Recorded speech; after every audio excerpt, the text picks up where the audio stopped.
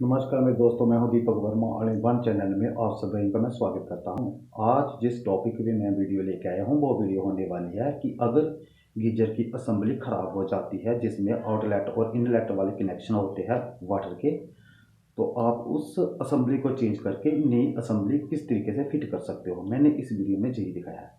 अगर हमारी वीडियो अच्छी लगी तो प्लीज़ लाइक करें, शेयर करें, हमारे चैनल को सब्सक्राइब करें ताकि जब भी हम कोई नई वीडियो डालें तो आप तक पहुंच सके। चलो वीडियो शुरू करते हैं।